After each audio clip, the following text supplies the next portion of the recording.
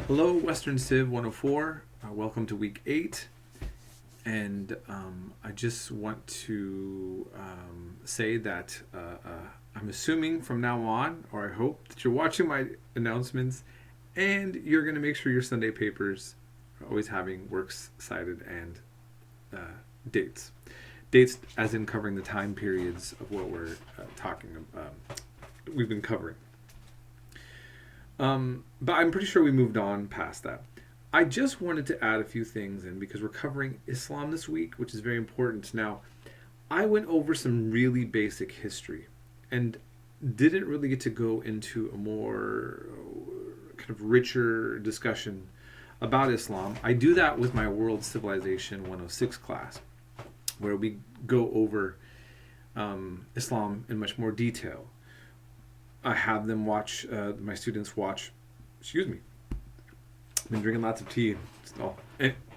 Anyhow, and so I have us watch a documentary on the Muslim version of Jesus. Jesus is in the Quran. Adam, Job, Noah, John the Baptist, Mary, Joseph, Abraham, David, King Solomon.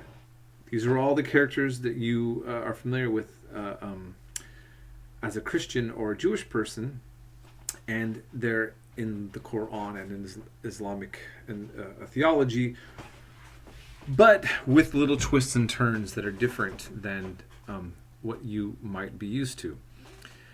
Also, as we're covering this week, when we're discussing warfare and the battles that take place between the Christian world and the Muslim world,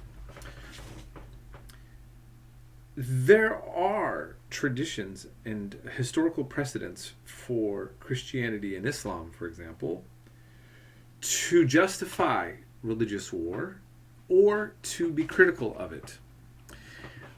In the Quran, I can't remember if I mentioned this in the readings. There is a verse in the Quran that says, "Lakum dinakum waliya din." To you be your religion, and to me be mine. And that's in the earlier revelations when he's in Mecca, before he has political power. But in the Medina revelation, in Surah chapter 2, I think it's 256, it says, La ikra fi din. There's no compulsion in religion. And that's in there. Now, it ends, the last revelation, according to tradition, Surah chapter 9, has a more aggressive sound. And so here's where it gets complicated for people just to understand. The average Muslim probably understands the Quran about as well as the average Christian. And I say Christian, I mean Protestant and Catholic. If I ask an average Catholic to explain the origins, the backgrounds, and the deep theological ideas of the Catholic Church, many of you will not know anything, right? And the same goes for a Christian, a Protestant. I can say, can you please give me all the scriptures that justify war or against it and peace within the Old Testament and the New Testament? Now, the Protestants have more of a to the Bible only tradition, and they're going to probably be able to pull up a few scriptures, but not really have a very easy way of explaining why the Old Testament has all these wars, and then the New Testament, Jesus says, "Love your enemies," and return evil for evil to no one is in the New Testament, and how to make that all fit together.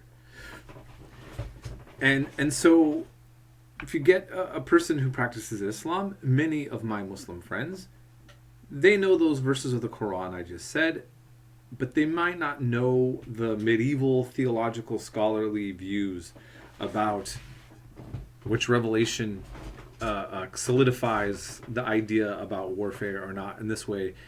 And, you have these Islamic extremists, like any other religious extremists, that are clearly going to try to find a theology to justify their militancy, their things that we call terrorism or things like that.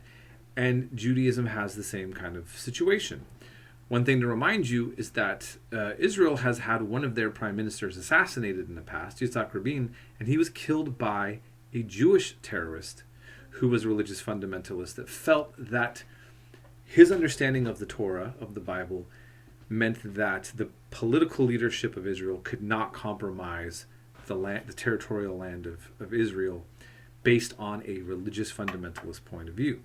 Okay, right? But that's not what all people who practice even very Orthodox Judaism necessarily would agree to. So I just kind of want to remind us as we go over this topic, we're covering this specific time period that we're looking at, but Christianity and Islam have centuries upon centuries upon centuries of historical time periods in which a wide range of variables come into play. Okay? And so I just want to remind us all of that.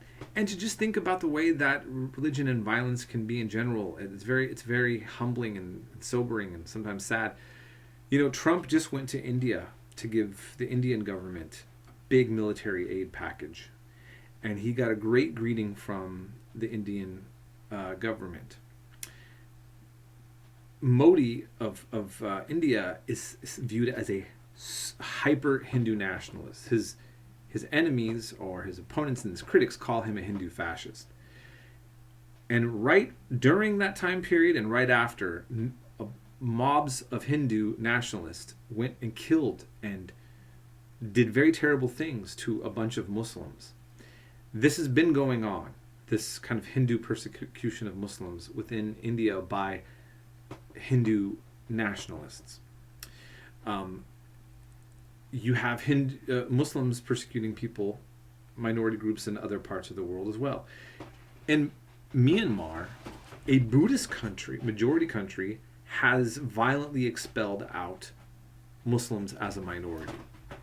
And so, you know, Buddhism and Hinduism are seen as very tolerant forms of religion, but the reality is that all religious groups, if you look historically, have been able to show that they can be very intolerant of other people. And they always have good explanations for it. They always have good reasons to justify treating one group of people very terribly. They can rape and kill, and they'll still find a way to make a justification for it. They'll say, well, you don't know what it's like to live with these people. Okay, so that justifies what you're just talking about. And it's the same trope over and over.